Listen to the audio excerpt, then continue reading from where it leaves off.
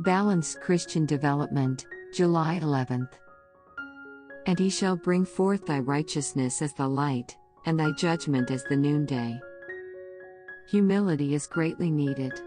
If cherished, it would be an ornament of great value in the sight of God. It is essential in the work. But there is no virtue in thinking that humility consists in cheap inefficiency.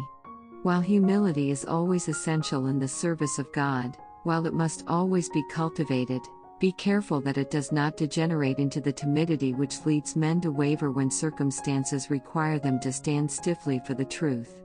There must be no half-and-half service offered to God. To every man the Lord has given his work. Everyone is to be a channel through which the Lord can work to communicate the will of heaven. Arduous and unpleasant duties have to be performed. None are to place themselves where they will sanction wrong by silence. They aid and abet the schemes of the enemy by keeping their lips closed when they should speak decidedly, though not in a boasting, self-sufficient manner. They are to speak the truth in love. God in His great mercy will give to all His believing people efficiency and power for His work and service, even as He gave power to Joseph, Samuel, Daniel, Timothy, and scores of others who availed themselves of His promises. They believed Him and relied upon Him, and this was their righteousness. Men and women have to move by faith. They have to press their way through the cloud of objections which Satan brings up to hinder their progress.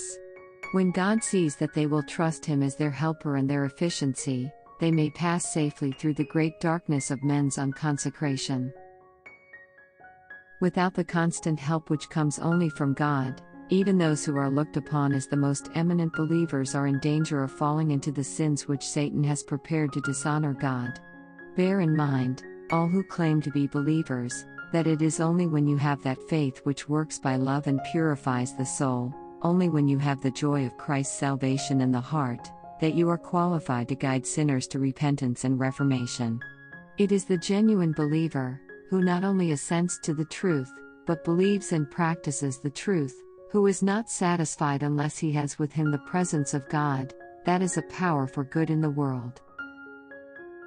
Christ, the one who gave his life for the life of the world, that all who believe in him may not perish, but have everlasting life, is the true watchman of the house. We are kept by the power of God. The presence and grace of Christ is the secret of all life and light. To A. G. Daniels.